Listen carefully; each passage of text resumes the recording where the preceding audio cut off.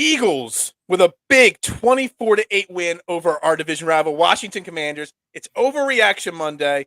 So the over-under is set at 3.5 times that I say Eagles and Super Bowl in the same sentence. Trending in the AM starts in 30 seconds.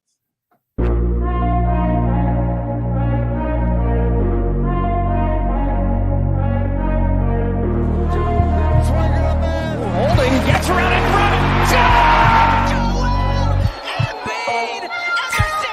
And Philadelphia has it.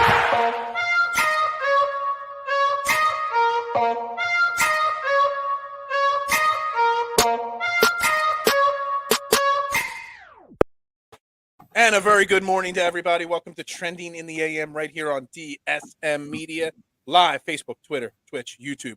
You know the drill. Like, share, retweet, follow on all social media platforms. Especially go over to the YouTube page, hit the like button, the subscribe button, comment on the show as we dive deep on this Overreaction Monday into the Eagles' huge victory, getting the Eagles to 3-0 on the season. I am your host, Phil Stifel, at Bearded Knowledge on Twitter. We got my main man, Mark Moscatelli, at Mark with a C, bunch of underscores in that name, joining me this morning. It feels good on Mondays. It's Sunday night still, but it feels good on Mondays to be talking about an Eagles victory again, 3 in a row to start the season. Mark, how you feeling right now? It's a glorious way to start a football season, Phil. They've exceeded all of my expectations so far. They have really kind of shown themselves to be the quote unquote gold standard of the league right now. Here we go. I mean, if they're not number one, they're damn close to it on a power rankings on most of your boards right now. They're playing really well. They're getting things done. They're scoring points. They're stopping the opposition. They're actually playing some decent defense. I couldn't be happier. The fans should be happier. Happy. I honestly like 3-0 is everything that we could ask for to start a season. Yeah, I mean, there's really, if anybody wants to come out today or this week and complain about anything, then go dig a hole and stick your head in it. Because, yes, they haven't scratched the surface. I still believe this was the whole thread leading up to the game all last week and on Sunday on the pregame show was Eagles still haven't gotten to their peak yet. They're still learning. They're still growing. They haven't scratched the surface of how good they really could be, in my opinion. But yet they're still taking care of business and they're winning. So if you've got anything negative or complaining to say about this team right now, save it. Get out of here. I don't want to hear it because this team with as I don't want to say they're performing poorly. Well, with as many mistakes as they've made, because they have made mistakes and there are question marks there, they are still dominating every single opponent outside of Detroit, but they still had a pretty damn great performance against Detroit as well. Detroit's still a pretty strong team. They lost against Minnesota on Sunday, but they were in that game. They were actually leading for most of that game. Their defense fell apart a little at the end. There is literally no reason that any Eagles fan should be complaining on Monday morning. No, I don't think so. Although I did see a couple tweets for folks complaining about their return game and Britton Covey. And I'm like, really, guys? Come on. Right now. Yeah, so – and I have a buddy of mine who's a Cowboy fan who's like really pissed the Eagles are 3-0, and he keeps texting me, "Who did they beat? Who did they beat?" Well, listen, they are playing who is on their schedule, and honestly, the Cowboys have the similar or same schedule because of how things rank up. So I don't know what to tell them. I mean, let's back up for a second. You have a friend that's a Cowboys fan? I have a bunch of friends that are Cowboys fans. I would delete all their names from your contact list right now. It's amazing, and they all have this. Well, how are you a Cowboys fan? And they all have this convoluted story on how they became a fan. They're not from Dallas. No, I don't have not one of these guys. I think have ever set foot in the state of Texas. And I always strike it up as they had low self-esteem when they were growing up, so they picked the Cowboys. And the Cowboys fans typically are also Yankees fans and Duke fans and LeBron fans. Yeah. It's just stuff. So it all is in that circle there. So, but they said, well, who did they play? So I'm going to lay out who they played. They played an upstart Lions team. that has been in every game that they've played. They've definitely better than they were last year. We played a Vikings team that pretty much is the cream of the crop. Yeah, they're 2-1. They are the cream of the crop of the Central or the North or whatever they call it now, the NFC North. They're probably going to win that division this year. And they beat the Washington Commanders, who in the last couple of years have given them a really, really, really hard time. These have not been cakewalk wins. A couple losses thrown in there. They were on the road today. I think Wentz had something to prove or wanted to try to prove something. So and that's why I kind of gave that prediction of what did I say, 21-17 on Friday. The game the score was almost there, but it was not nearly as close. I mean, not at all. And the one thing that really, really stood out is how their defense played. Their defense, especially their pass rush, because a lot of the game they were only rushing 4, and they got to them 9 times. Now, part of it is the Washington's offensive line missing a couple starters. Part of it is Wentz being a cigar store Indian back there. But a lot of it had to do with the pass rush that they have going up there. Multiple guys got sacks. Jordan Davis had his first sack. You had Brandon Graham had 2.5 sacks. Look at his line. His line was off the chart. Five quarterback hits, 2.5 sacks, 2 tackles for losses, 6 tackles total. I mean, Brandon Graham was all over the place. He had a fantastic game. Reddick also had a good game as well, and Fletcher Cox had another sack as well up the middle. I think he might have 3 sacks, and he was on the verge of being cut in the offseason. He was cut. Yeah, what's that?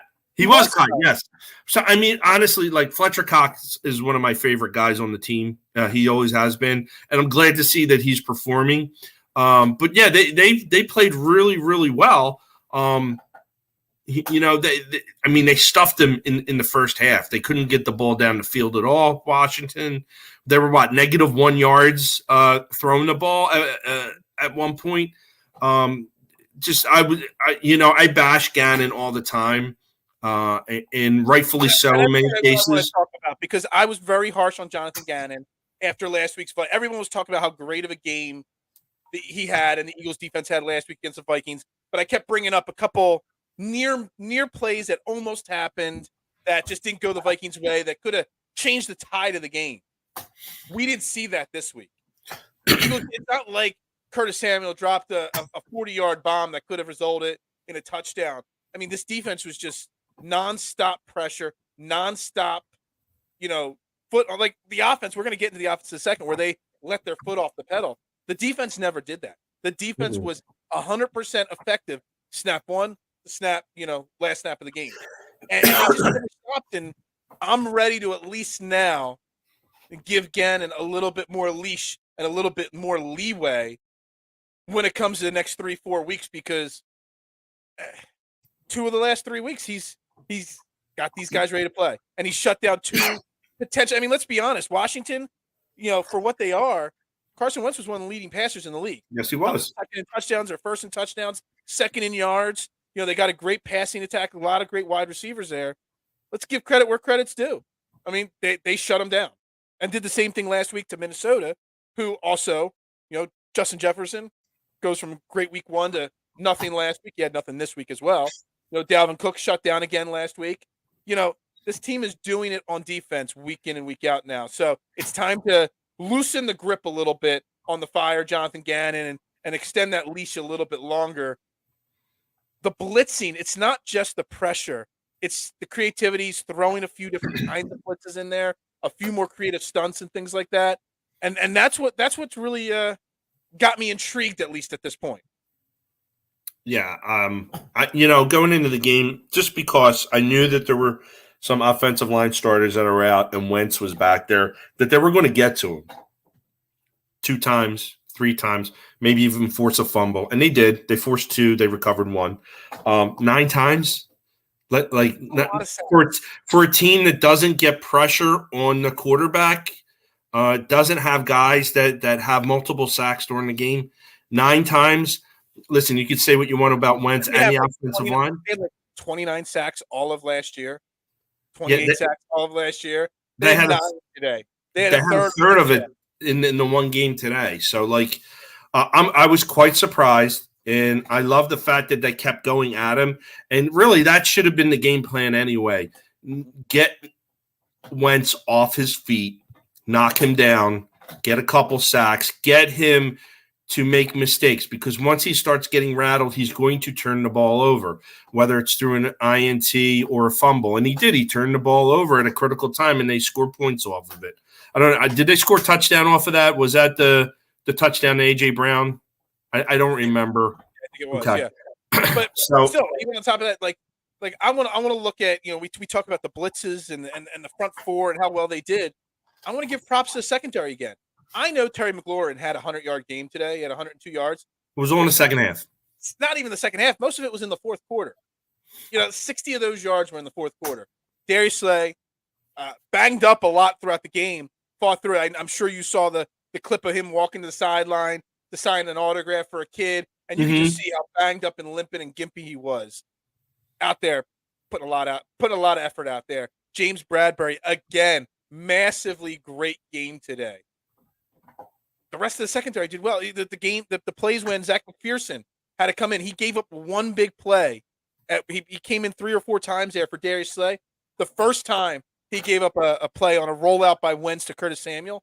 But outside of that, he was able to fill in and do pretty much what Darius Slay does. I mean, literally everybody in that secondary, Chauncey Gardner-Johnson with plays, Epps with another big hit or two, everybody in that secondary did their job to perfection. So the pressure makes it easier for them to do their job.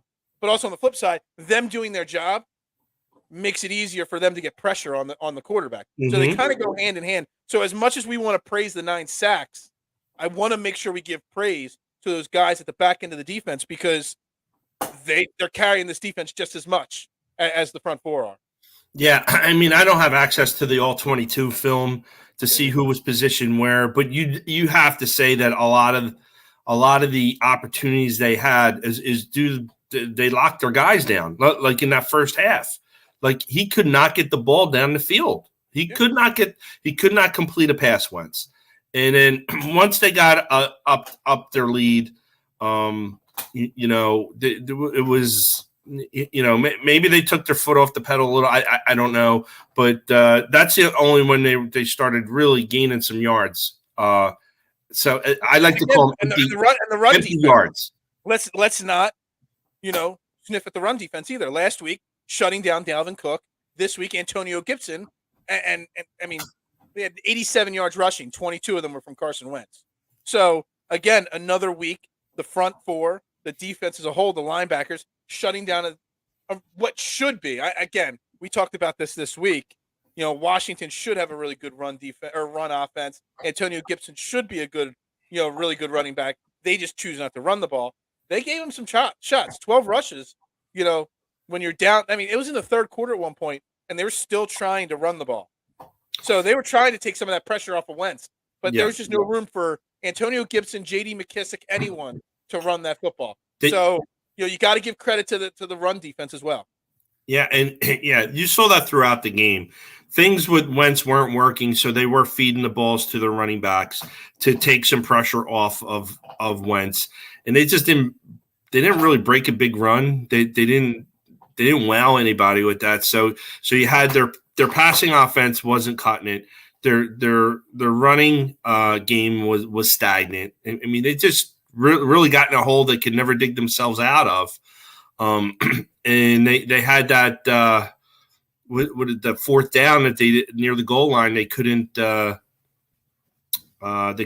in. And that's where they got the safety, if I recall. Yeah, that was where they got the safety. Yeah. They tried that little shovel pass. Avonte Maddox had that big tackle on fourth down there against Logan Thomas, who's like triple the size of Avonte Maddox, and Maddox was able to get the leverage and get the tackle there.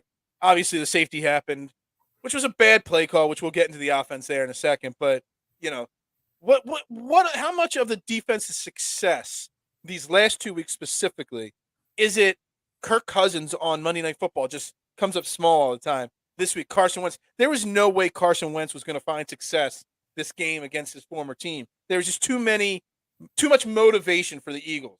You know what I mean? How much of it is the opponent's stinking, basically, not performing up to snuff, and how much of it is the defense? Because I think it both goes in hand.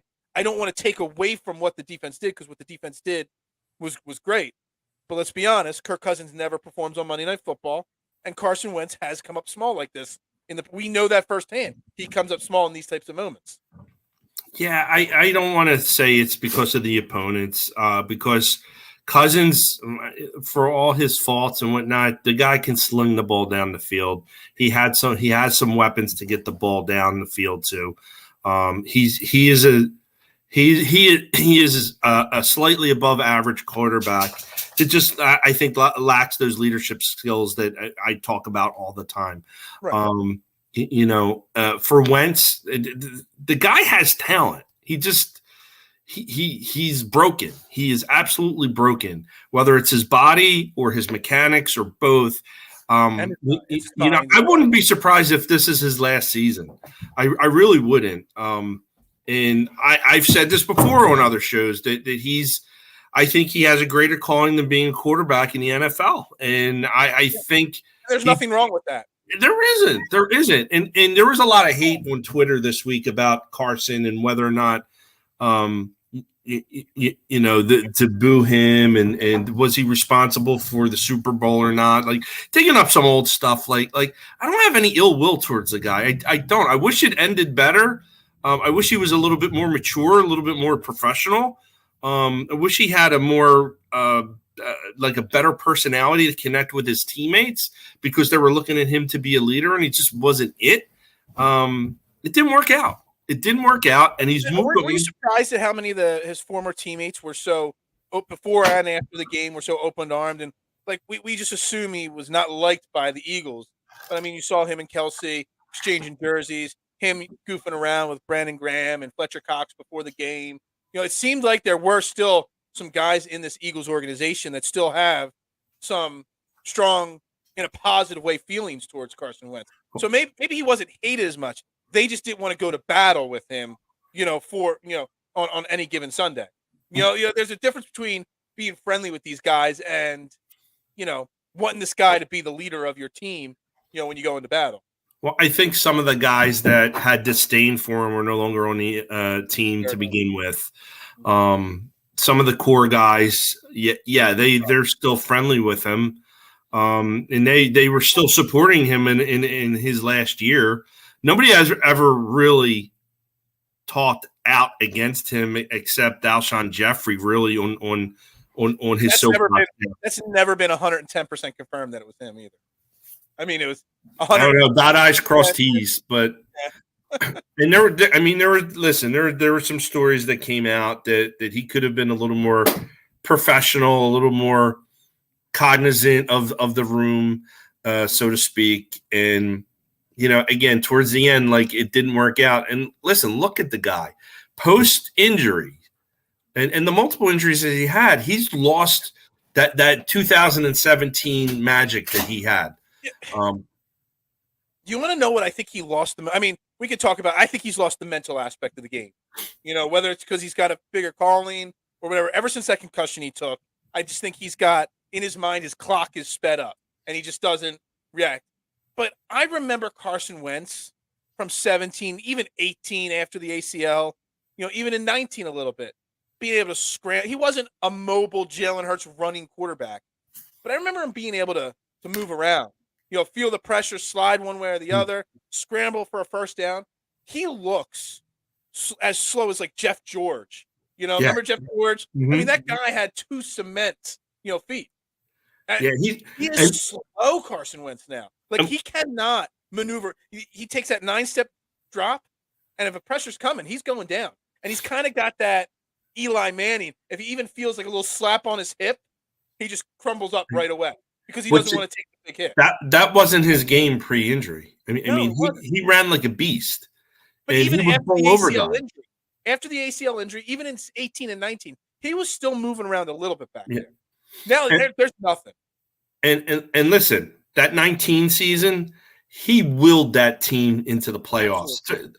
They had slop for receivers at that time. They were running out 7 and 8 man wide receivers on the depth chart to guys that they were picking up off the street.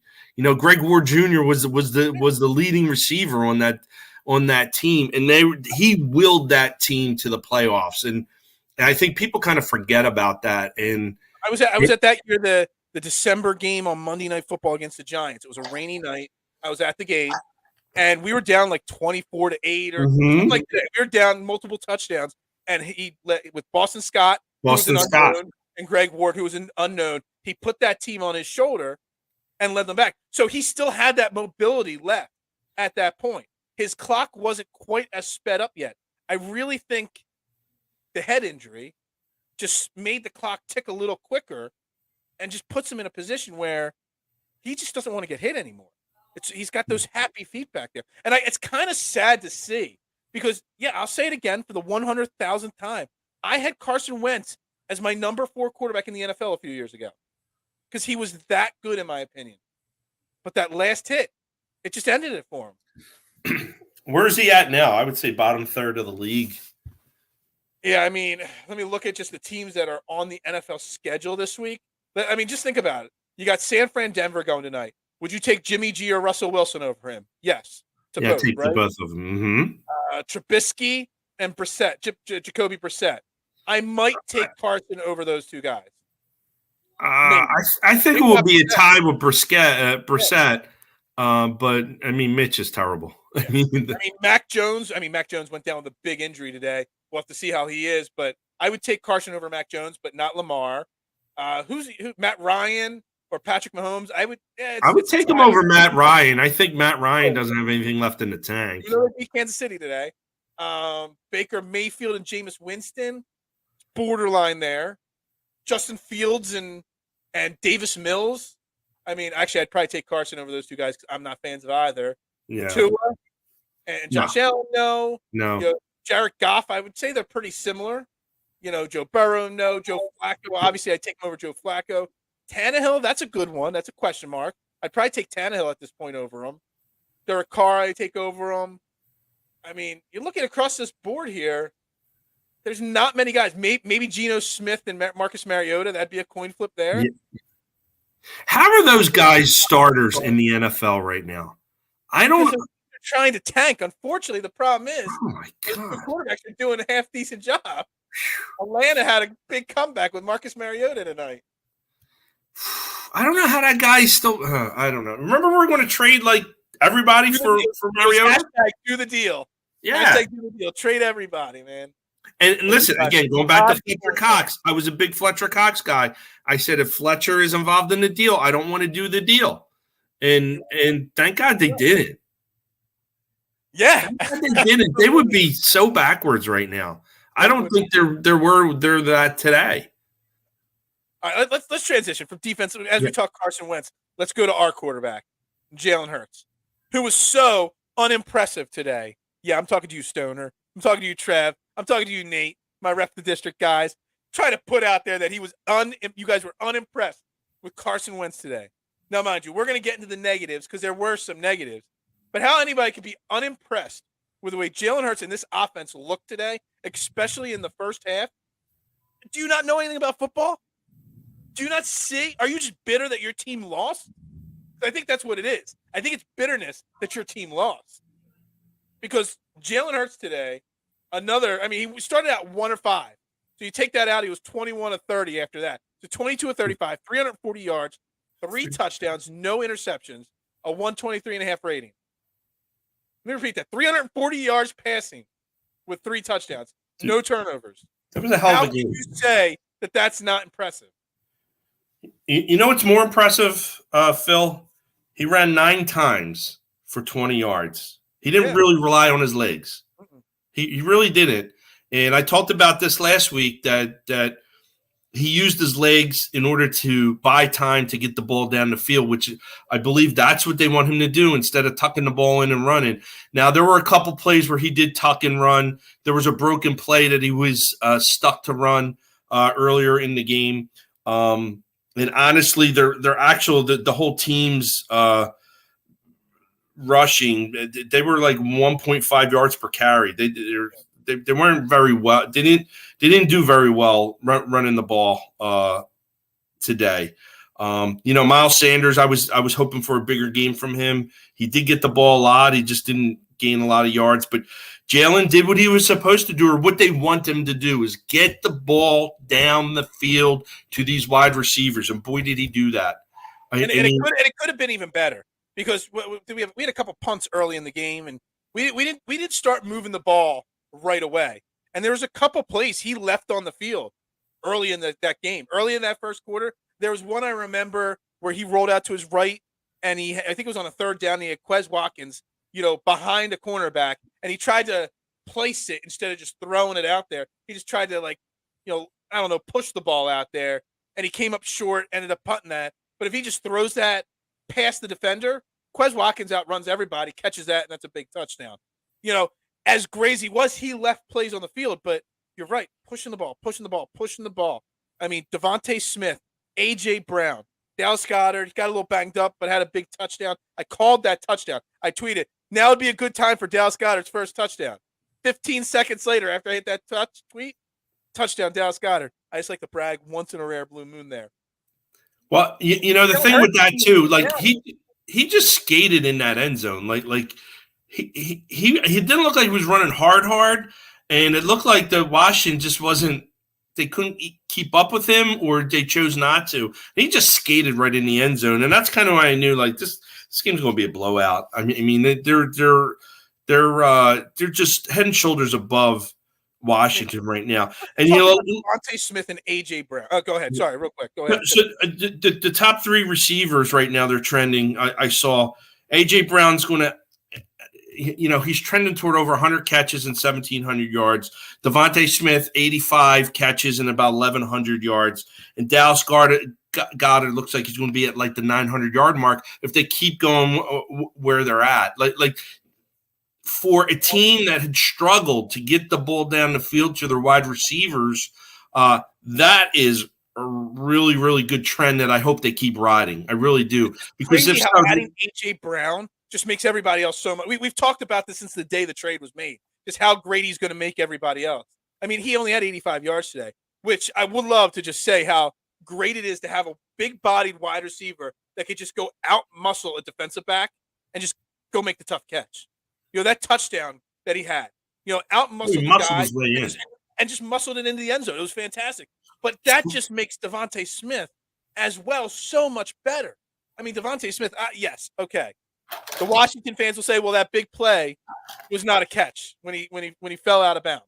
Your coach should have threw the flag. Your coach to throw that. There was literally no doubt that flag should have been thrown. That's on your coach. Don't blame Devonta Smith. Don't say, "Well, his stats were padded because of a bad play." You couldn't stop us anyway. There's no doubt in my mind. Even if you challenge that, you reverse it, we still go down and find a way to score. So I'm not worried about that. Just the two of them. Both being 24, A.J. Brown's 24, what's Devonta Smith, 23? Having those two guys as your top two wide receivers at that age, man, could you just imagine Jalen Hurts, Devonta Smith, and A.J. Brown, if they're this good after 3 games, where they'll be after 13 games, where they'll be 13 games in the next season, as they continue to get more time to develop, get better chemistry? I mean, it's really crazy to think, because we've had some great wide receivers. T.O., Mike Quick. When have we ever had 2 elite wide receivers at the same exact time? Fred Barnett and Calvin Williams? They weren't elite wide receivers. Come on. I love Freddie B. I love him. Get that crap out of here. Come on now. We've never had 2 elite wide receivers. No, not like this. Not like this. And it's so crazy to watch. It's so exciting to watch. And, dude, you look at it. I tweeted out earlier today, was Quez Watkins hurt or something? Because I didn't even see him on the field. But it didn't matter.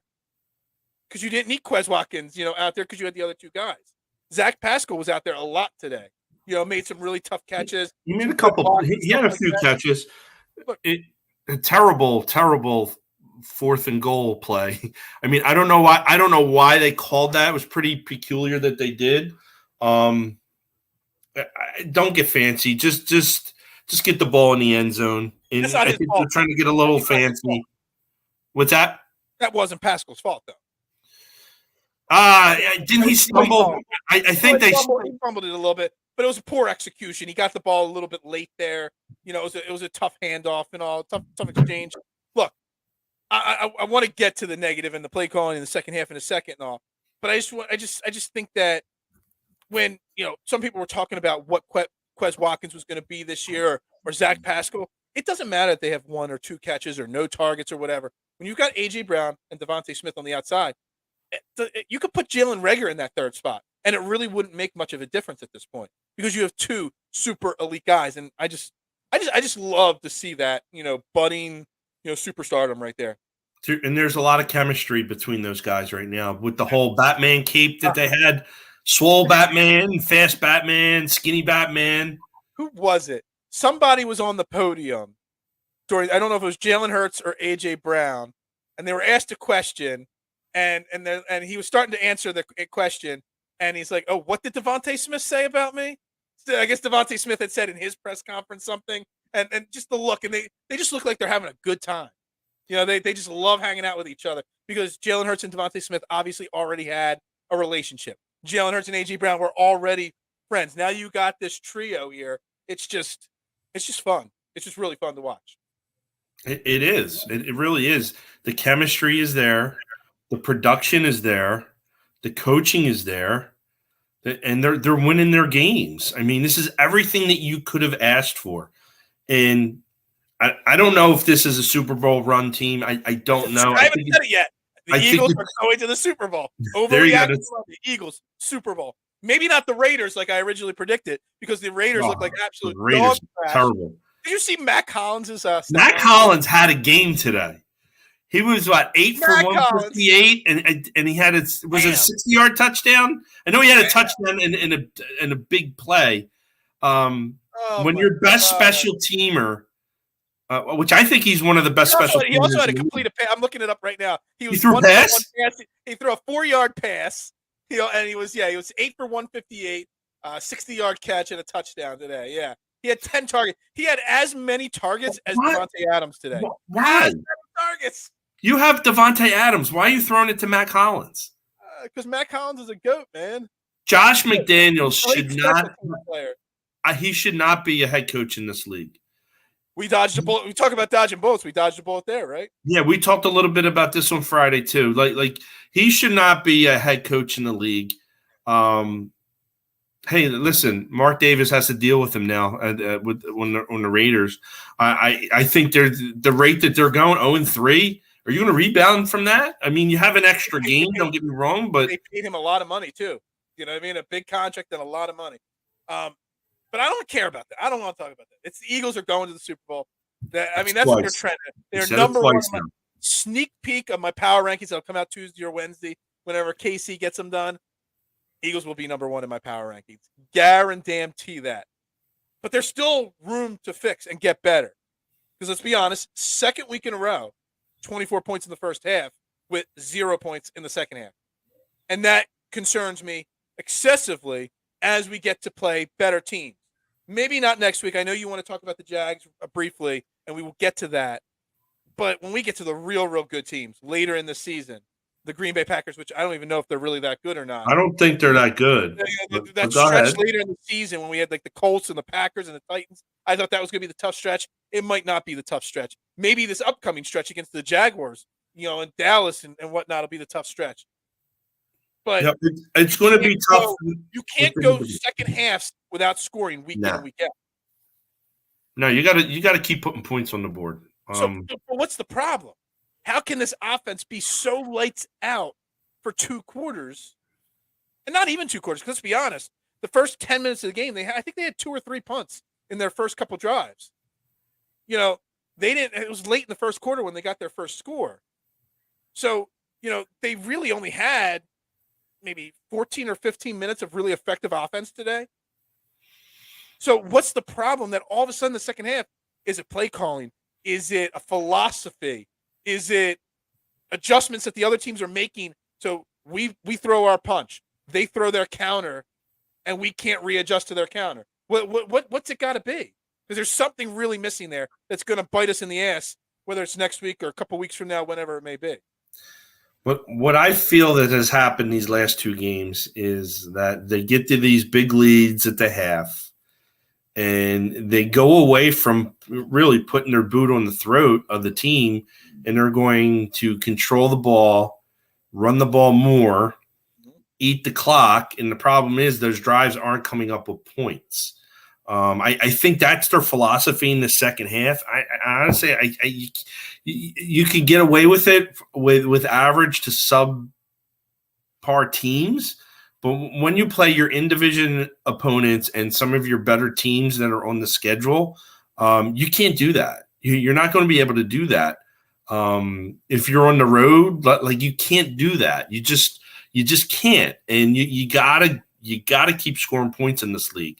This is a passing league. This is a point scoring league. This is not a defensive league. This is not the 1985 Bears. Like you gotta score points, and I'm super glad that the first halves they're smoking in the first half. They have to continue it in the second half.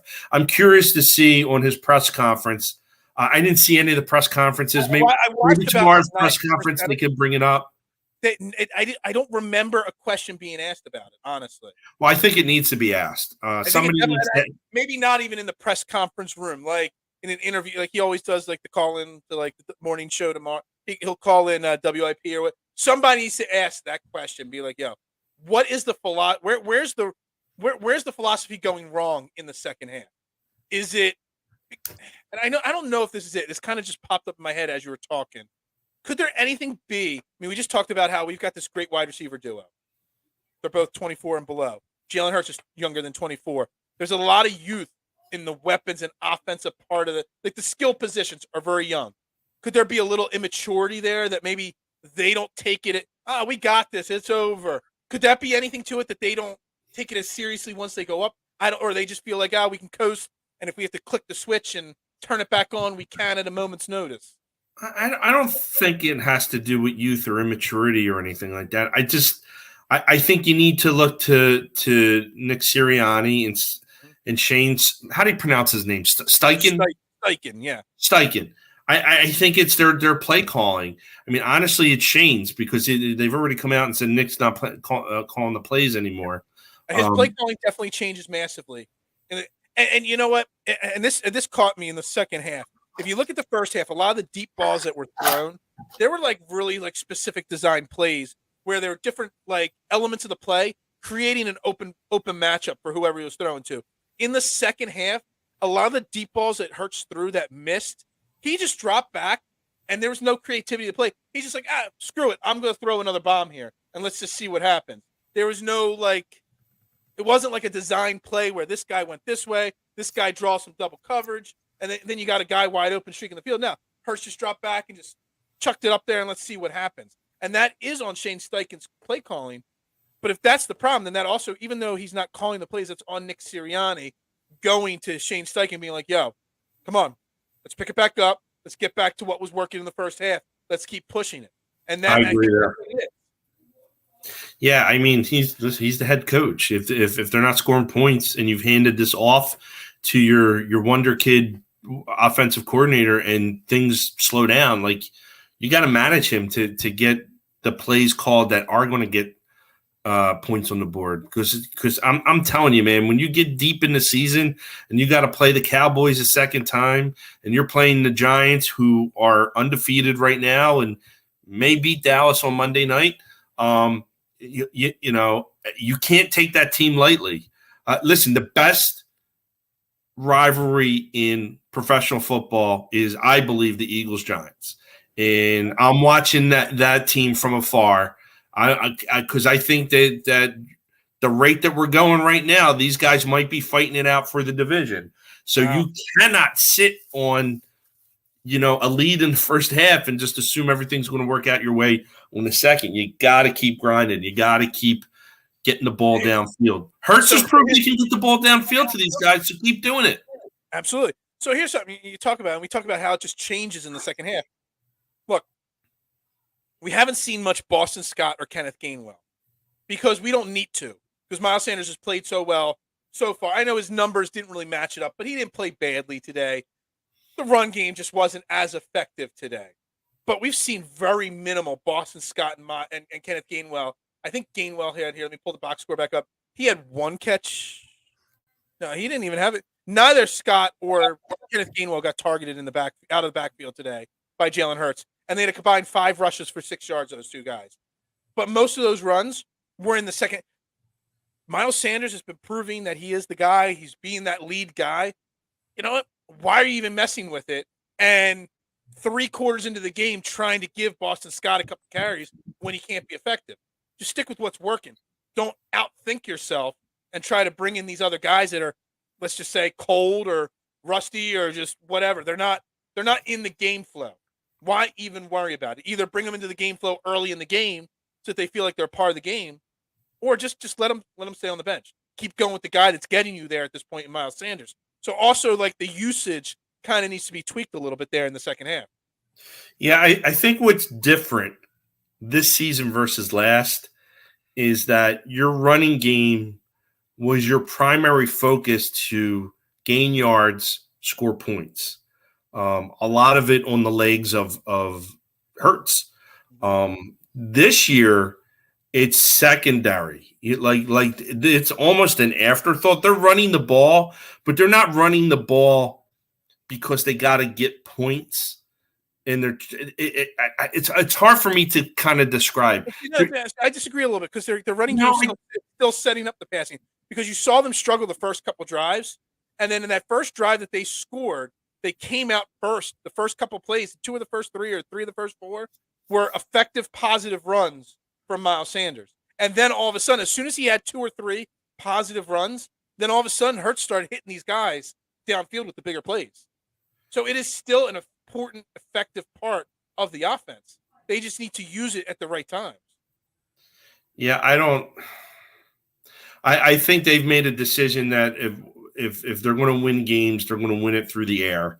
And the running game is going to supplement it versus you had no choice but to run the ball last year because they just didn't have the weapons that they have today. They didn't have A.J. Brown. I mean, they were throwing out Rager and making him the number 2 when really he shouldn't have been on the team, and it really, really hurt them. So they had no other choice but to grind it out with Scott and with Sanders, who didn't have the greatest of seasons, and Gainwell, who was not the best coming out of the backfield.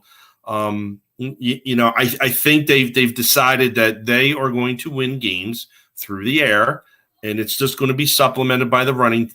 Like it's their focus isn't Miles Sanders getting 20 carries for 110 yards and 2 touchdowns.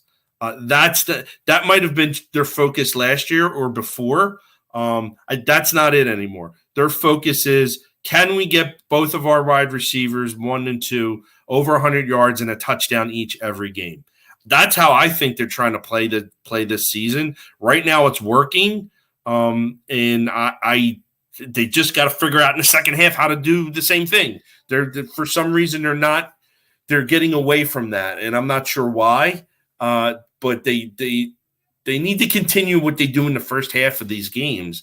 And I do think it's something the media's got to ask some questions about. Hey, man, like, great win, but this is the second straight week. Nothing, no points. What's going on? What is your game plan? Why isn't it working? And that's a perfect way to just bring it up. Is I know you wanted to mention that next week's going to be a scary week against Jacksonville. The Jaguars put up 38 points today against a banged up but good Chargers team. The Chargers just got completely smoked today. Completely smoked. And I don't know how much of it was Justin Herbert being injured as much as, like, if he's not hurt, do the Jags run away with that game? I don't know. But you can't score 24 first half points and nothing in the second half when you're going up against, let's just be honest, we and you have both agreed, we both love Riverboat Ron Rivera. He's a really good coach, but he did not coach a great game today. Doug Peterson next week is going to have the Jags prepared to play in Philly. The booing that Carson Wentz faced at the unofficial home game for the Eagles today, Doug Peterson's not going to face those same kind of boos next week. There might be a smattering of boos here or there, but for the most part, he's going to get cheered. He's going to get a standing ovation. I don't think he gets one. He rightfully so deserves a standing ovation before the game, not during the game, but before the game. But he is going to have that team prepared. You look at the difference from the Jaguars last year to this year; it just shows how having a real head coach out there or down there made a difference. I mean, Trevor Lawrence. I was watching some of that game. He looks like a completely different quarterback this year than last year. But you can't score 0 second-half points against that team. I think we will beat the Jags. I assume we're going to beat the Jags. I don't know what the opening line is going to be on that game, but it's not going to be a big line. It's going to be a couple points, 4 or 5 point game, line on the line. You can't go out with that kind of second-half effort and expect to be 4-0 at the end of next week. Yeah, I mean, Dougie P's playing with house money now because I don't think anybody expected the Jaguars to be 2-1. I expected them to play better. I didn't expect them to whitewash the Chargers and then beat the Colts the last week. And, he's got this team playing well. And let's be honest. He wants to win against the Eagles in Philadelphia to prove that they made a mistake. Everything's fine and dandy until it's not. I think he left on. I don't think he wanted to leave. He lost a power struggle with Howie. That's basically what happened. And, he should have been our Andy Reid 2.0, but I don't think they'll ever let a coach get to the point that. Surprisingly, we are a 7-point favorite early on DraftKings right now. I would take over under at 48. I would take the unders, but I would take Jags +7. We are heavily on the money line. I know you're not a big gambler, but just the straight pick 'em, we are majorly favored to win the game.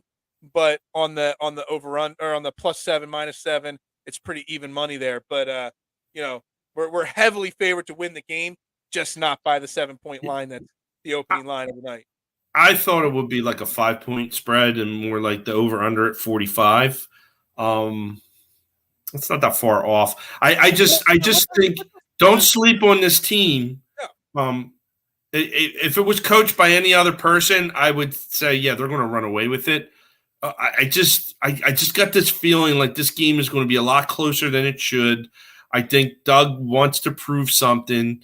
And, I hopefully Nick and company want to prove something back. Well, I was just going to say something else there. Do you think Howie's, walking into Nick Sirianni's office tonight? Pour him a drink. Howie, great win today. Or Nick, great win today. Yeah, thanks, Howie. Yeah.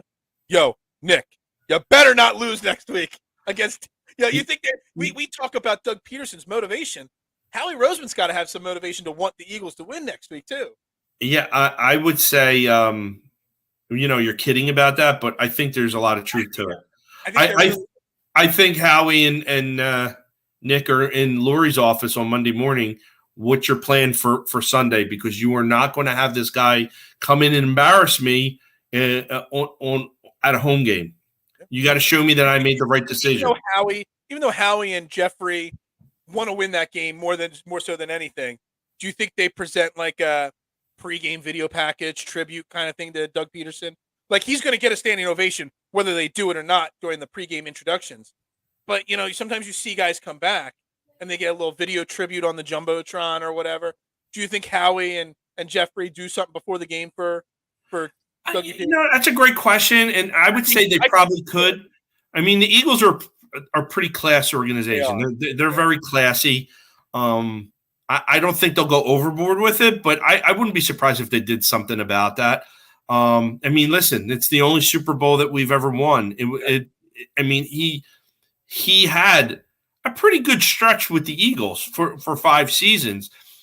He was decimated by injuries that after that, even that 2017 team that had a lot of injuries, and he won a Super Bowl and he willed that 18 and 19 teams to the playoffs. In 18, they won another play. He wasn't a bad coach. He wanted more control and power. He had differences of opinions on his coaching staff with what Lori and Howie wanted, and that's really the reason why he's not here anymore. Had he played along with the guys, with his superiors, he'd still be here as coach. And so, he felt that since he won a Super Bowl, he can dictate to them. who's on the team, who is on my coaching staff, and he just lost.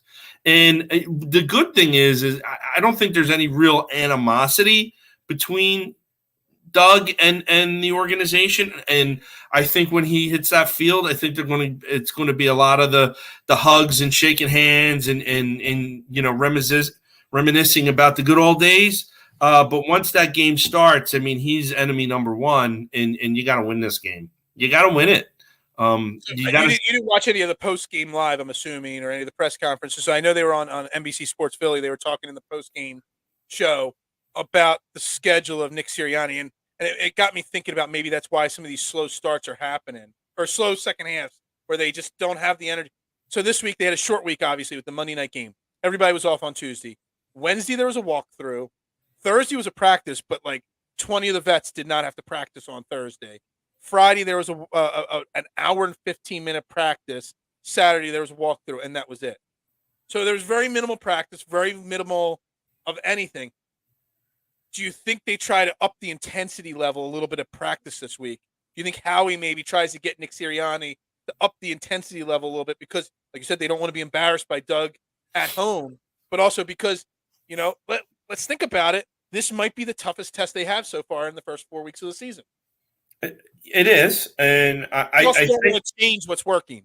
I think they with now they're not playing on Monday night and it not affecting their schedule. They're right sized their schedule, but I think you're looking at a different league now, Phil, than you've done 10 years ago. You're just not going to see those heavy practices anymore. You're going to see a lot of it is film study, and a lot of it is meetings, and there's a lot less of hard practices, like 2-hour practices stuff. It's just not how this league is built anymore. And it's because of injuries and a lot, you don't want to lose your star players and have them hit the cap to the point where like you can't do anything else. So are they wrapping them a little bit in bubble wrap? Maybe so. But this is how the league operates. And that's why I said so many people are getting pissed. Well, they didn't hit all training camp, and they only played 3 games, and none of the starters played. This is how the game has changed. And I think it's changing for the better. Does it show maybe in the first couple of weeks, there's some issues with respect to the offense clicking? Maybe so. But this is where the league is heading to. So either shit or get off the pot. Because I don't think it's changing. I don't think you're going to go back to 2-a-days and 5 exhibition games and starters play like every game. Like that's just not going to happen anymore. So, anything else around the before we wrap this show up? I want to touch on the Monday Night Football game tonight, Dallas versus the Giants, and just the rest of the NFL as a whole. Did anything else surprise you this week? I mean, obviously the Jaguars. I had the Jaguars winning this week. I had them in my pool. Like I did a parlay, a 4-game parlay, hit all 4 legs of that parlay. Nice cash there for me. And I had the Jags +3 in that parlay. But I didn't expect them to win 38-10. Buffalo losing to Miami surprised me this week. Miami, I'm a fan of Miami and what they're doing, but I didn't think they were going to be. Didn't think Buffalo was going to be held to under 20 points. That offense is probably the best offense in football. The Chiefs losing as well. Bucks Packers 14-12. That was a high scoring affair between 2 legendary quarterbacks. Anything in the NFL really surprise you or jump out at you today? Yeah, I mean the Dolphins 3-0 start has really surprised me. Wasn't expecting that. I'm not. I mean their coach doesn't look like a coach. I mean he just doesn't. I almost wanted them to do bad just because of Brian Flores. Is that rude or mean of me to say? No, it's not rude. It's because of how they handled that. Yeah, I mean, I'm with you on the same, but they're playing really well, and Tua is the quarterback. I think that they were always hoping to have him. Now he got his bell rung, and they took him out of the game, and then they put him back in. That's a big no-no. The NFLPA. So they are going to investigate, but from a report I saw a Twitter thread by a blue check. I didn't verify this, but from a blue check mark, one of the CBS guys that were covering the game said he did not get his bell rung like we think. He got hit in his back. He messed up his back. That's the story what they said. Just saying. I don't know. I really do trust what the NFL's doing with head injuries, and I really doubt that the NFL would have sent him back in the game if he legit had any signs of a concussion whatsoever. Yeah, I don't know when it comes to the NFL on that one. Yeah, I mean, but just going back, the Dolphins beating the Bills, I think that's a big deal. Because I think the Bills are Buffalo missing Brian Dabble so far. When we get to the Giants here in a second, their offense is still one of the best in football, but a day like today, maybe they miss Brian Dabble a little bit. Yeah. Listen, you got the Bengals are back on track. They beat the Jets. The Jets are the Jets. You got the Raiders are 0-3. That's a big surprise. Man, they need to right that ship. The Saints, we own their first round pick. Right now we're sitting at the 6th pick in the draft. Somebody tweeted out there, at the rate we're going to have the first pick in the draft and the 32nd pick in the draft, the rate that we're going. And I would be okay with that. I would be okay with that too. So just imagine how good the Eagles look. If Jalen Hurts continues at this trend, we don't need to draft a quarterback next year or trade for one. We have 2 first-round picks next year. And you can, wherever you think wherever you want to go. Anywhere. Yeah, you could do whatever you want. The Ravens are, Lamar Jackson is putting on a show. He's showing them every week his price tag goes up and up and up. I think the Lions are scrappy. I think they're going to be like a 9-8 team at the rate that they're going. Probably should beat the Vikings, but the Vikings, again, like I said, I think they are the class of that division. The Chiefs with the loss, good for them. I'm glad they lost. I'm not an Andy Reid guy. You know that. I know you know. You have a bitter. Did he butt in line of you in front of a McDonald's or something like that? I'm not a guy. I'm not an Andy Reid guy. He cut you off on the highway somewhere, crossing the bridge. I think he was an ignorant, arrogant bully that we put up with until he stopped winning. The Rams 20-12 today over the Cardinals. I think the Cardinals are a fraud. I don't think the Rams are going to be nearly as good as they were last year. I hear people calling for Cliff Kingsbury head. I said the Cardinals should have fired Cliff Kingsbury last year.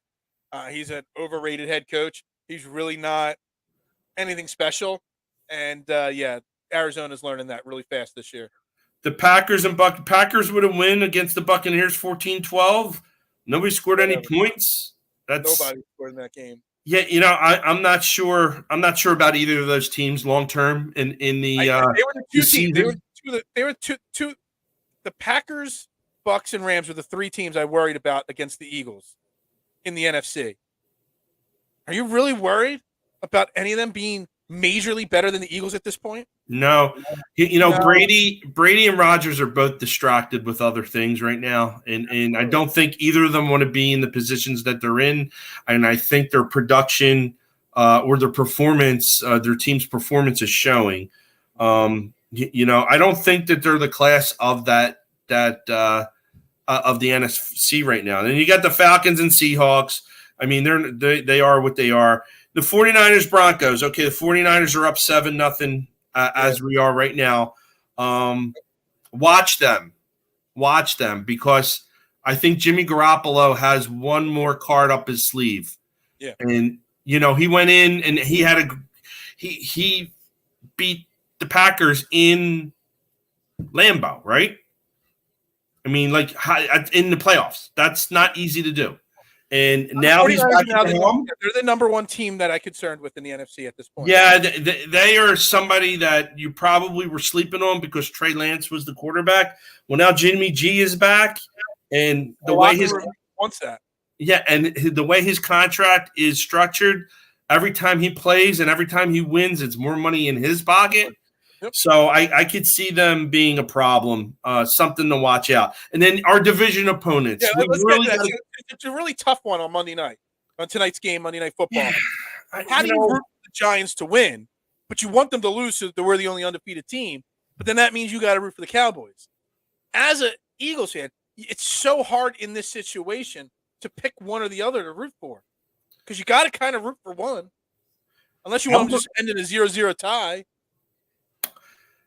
I believe NFL football is better when the Giants and the Eagles are both good at the same time.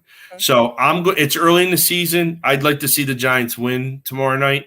Okay. I'd like to see I want to see Dallas out of it. I want to see McCarthy fired. I want to see Ezekiel Elliott benched. I want to see them go Cooper Rush all season long. Like I want to see that team in total disarray because I don't like the city. I don't like the team. I don't like the owner. I never have. I think they deserve all the negatives that I think is coming this season to them. Worse? Your hatred of Andy Reid or Dallas? I don't know, man. Both. It's getting really close right there. Have you ever been to Dallas? I have a funny Dallas story. So I've never been in Dallas, but I did have a layover in Fort Worth, Dallas, Texas during my cruise ship days. Okay. And I was supposed to have a 30-minute layover. You know, I was flying my company that I worked for, they paid for all my flights always, but they flew you the cheapest way. So I had to get to Vancouver. So from Philly, the cheapest way for them to fly me was fly me from Philly down to Dallas, then back up to Vancouver. Whatever. It was supposed to be a 30-minute layover. So I get to Dallas, and I get on that plane in Philly. I had my McNabb jersey on. I went out and got Eagles, like those Zumba sweatpants. I had them on. I had an Eagles backpack, an Eagles hat on, and it was Eagles Cowboys week. So they were playing that week. So I'm like, you know what? I'm going to do this. I'm going to run through the airport, whatever, have a great time. All right. Get to Dallas. My flight's delayed by 6 hours. But it wasn't 6 hours initially. It was 1 hour delayed, then another hour delayed. So I couldn't even leave the airport. So I just sat in an airport bar for 6 hours drinking with all these Dallas people around me as I'm decked out head to toe in Philadelphia Eagles gear. That's awesome. A few words were said towards me. A few words were shouted towards me. A few towels were thrown my way. Yeah, it was a very uncomfortable but hilariously awesome situation. I was there for business probably about 12, 13 years ago. Nice city. I stayed at the Gaylord, biggest hotel and nicest hotel I had ever been in. It was beautiful. Hit the nightlife a little bit. It was nice. Went to a rodeo. Had never seen a rodeo before. Food was great. Cowtown. The city wasn't bad. I just despise everything that's really associated with that team. Starting with the owner, starting with that huge stadium, starting with the star in the helmet. I want to see them fail. I want to see them fail. And I think this season they have a really good shot at that happening. I agree with you 110%. So you got the Giants winning tonight? I'll have the Giants winning. I'll do a prediction. We'll say 23-10 Giants. Handily. The Giants are only 1 point favorite at this point. So it's a lot closer. I agree with everything you said and the reasoning why you want the Giants to win. But I'm not buying in that the Giants are a 3-0 football team. They're just not that good. Neither are the Cowboys, but I don't know. I'm stuck on the number 21-20. I just don't know whether I want to say the Cowboys win or the Giants win. I can't see Cooper Rush creating a quarterback controversy in Dallas. He's not that good. But also, can the Giants win and go 3-0? Are they really that good? They're not. I'll side with you.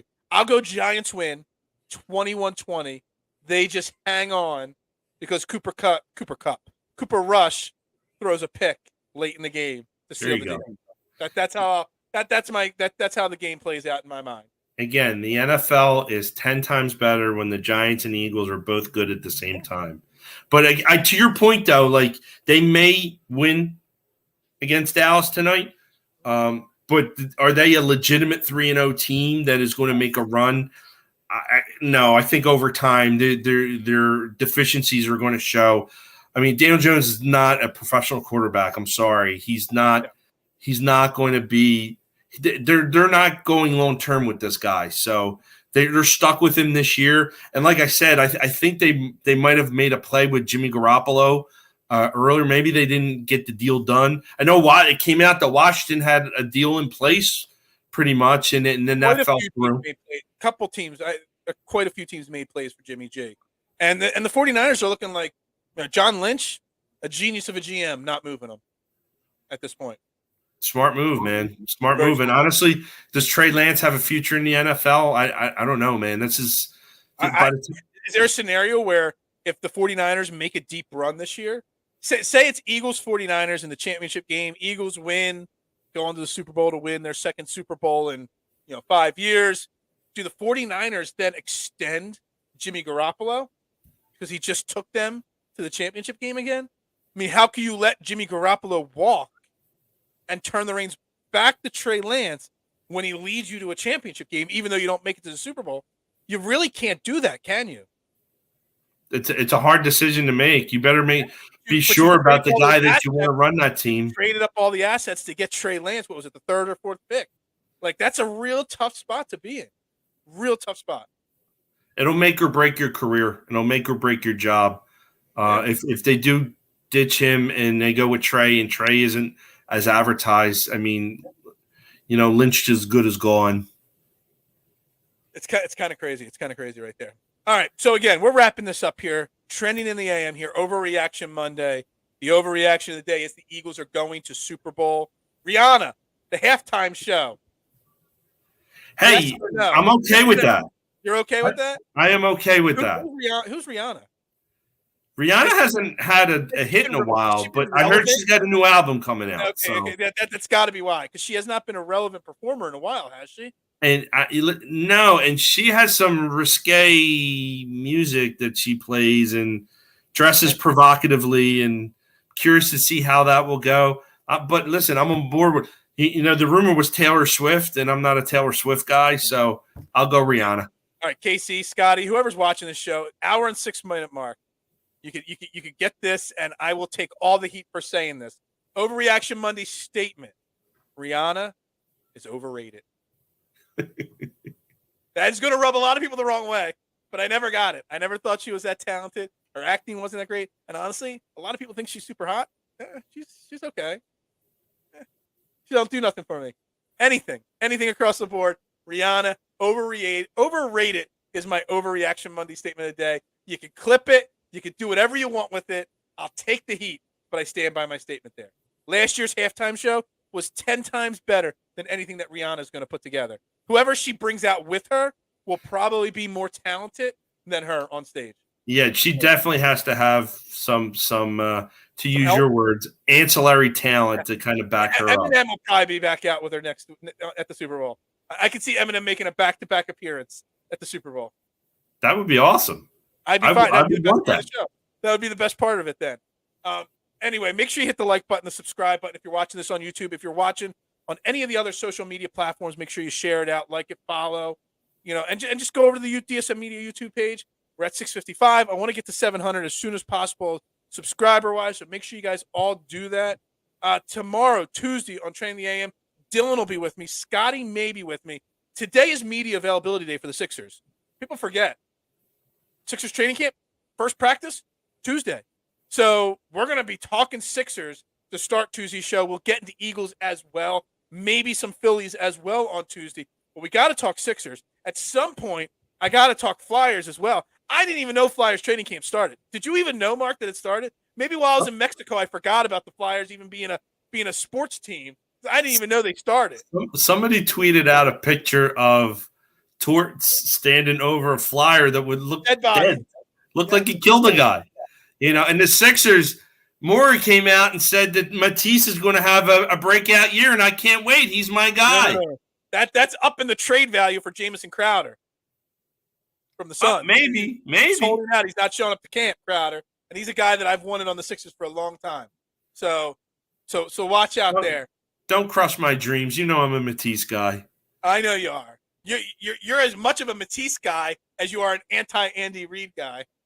Pretty much. Pretty much. All right. So anyway, Trending in the AM right here on DSM Media. Again, thank you all for tuning in. We'll be back. Tuesday will be the first live show since I've been back from Mexico. I haven't done a live show yet since I've been back. Can't wait to get back in the routine of doing live shows where I can get involved with all your comments and thoughts and things in the comment section, people. So make sure you tune in Tuesday morning, Wednesday morning, Thursday morning, Friday morning. All of them will be live as of this moment. Never know what happens with work.